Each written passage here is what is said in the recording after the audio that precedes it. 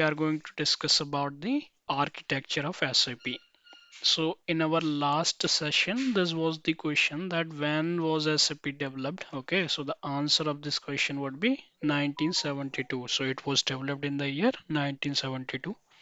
And these are the topics today we are going to cover. For example, this R/3 architecture, what R here is and what is 3. Okay, and then we will discuss about the three layers which are used in SAP. The one is presentation, application, and database. Okay, let's start with our main content. Architecture of SAP. So firstly, we need to understand what is the meaning of this SAP architecture. So to understand this, we can take example of human skeleton, where actually the structure is joined by the joints, okay, and through which our body is able to function seamlessly. Similarly, in SAP, we are having technical structure,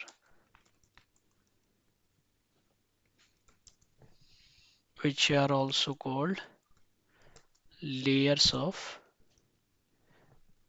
SAP system. And through this technical structure, we are able to understand how users, applications, and the data interact within the system to give us the desired output. So the modern SAP actually uses three-tier model. Okay, modern SAP uses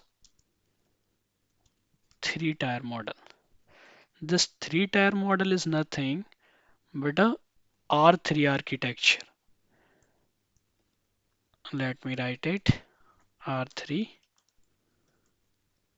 architecture. So here R stands for real time and 3 stands for three-tier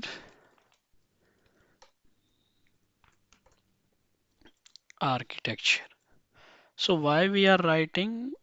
Okay, let me correct it. It's real time. So we are using this real time because what happens is in SAP the processing takes place in the real time. For example, if you are giving any input in SAP, the same input gets processed in one of the layer. The data is fetched from the another layer, and in the real time immediately you get the output. Okay, and this all processing is done through the three-tier architecture, which is also known as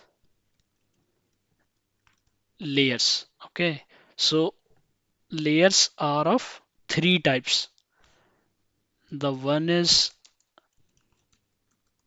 presentation layer, second one is application layer, and the final one is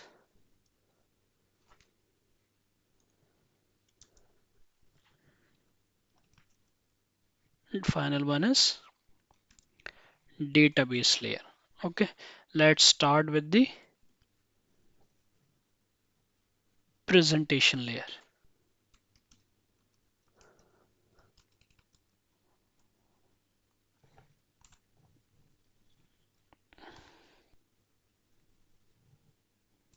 Okay, so what is this presentation layer is and what is the role of this presentation layer is?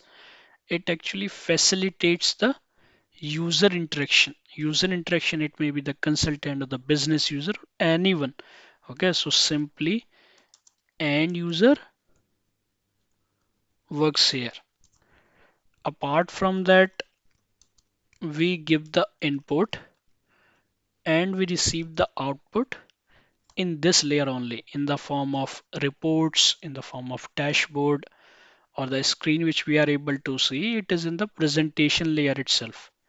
Okay, and we can think in an example like we want to fetch the accounting document. We would be giving input in the form of company code, document number, fiscal year, and it will give us the output, the accounting document, which we would be able to see the entry. Okay, that is the output. So the input, the output, all part is visible in the presentation layer is in the presentation layer. And the another important thing is there is there is no processing. Means there is no processing of any business logic. Okay, now the next one is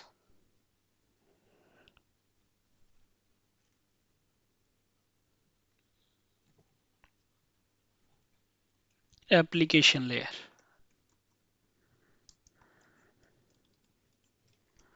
So what happens in application layer is it actually handles all the validations, whatever the input you are giving, all would be validated here. The calculation part is done here, and the authorization validation is also done here.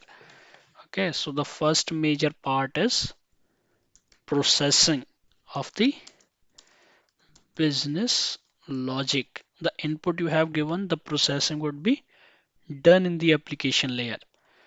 And we are having the users maintain at the client level. So all the authorization validation is done under the application layer itself. And the one more significant part which is done is it actually acts like a acts like a bridge. Bridge would mean presentation and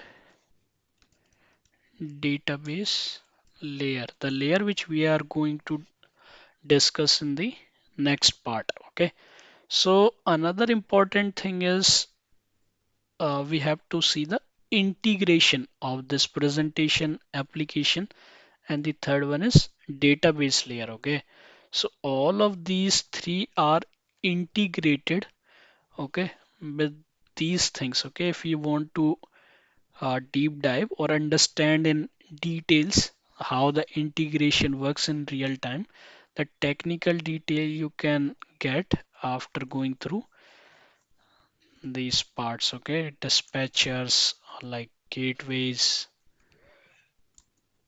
and work processes. We are having under work process the dialogue, the batch, and spool. So these component actually play a significant role in the integration or linking of these three layers. Okay, let's discuss about the database layer. So database layer in the first session we have already seen it is a actually repository, okay, or the set of related data, or we can write it as a memory of the data. It actually holds the data in the form of tables. Okay, so there are three major type of data in SAP, and these are like master, master data. We are having then transactional and then configurational. So under master data, we can have the data of GL, we can have the customer master data, we can have vendor master data, we can have material master data, and under transactional, we can have the GL postings, payment postings, sales order posting, purchase order postings, and so on postings. Okay, and configurational data is the data of configurations like company code configuration, payment terms configuration, tax code configuration. Okay, so this is the configurational data. So all these data is stored in the database layer in the form of tables. So there are different tables for the master data, for the transactional data, for the configurational data, and we are having some widely used databases Okay, so we can write these databases. Major databases are, you can say it's Oracle database, and it's Microsoft SQL. We have DB2. Another most important is the HANA database, which is actually a inbuilt database of S4 HANA. Okay, let's start with our question section. So the first question is, where does the ABAP program gets executed? So which layer is this? It's a application layer. So the reason is, we have already seen all the processing of any business logic is done in the application layer, and the uh, processing of any business logic is done through the ABAP programs. So that is why the processing or the execution of any program gets done in the application layer. Now the second question which I want you to give answer in the comment section is, in which layer we have the graphical user interface. This is also known as the GUI. Okay, that's all. Thank you.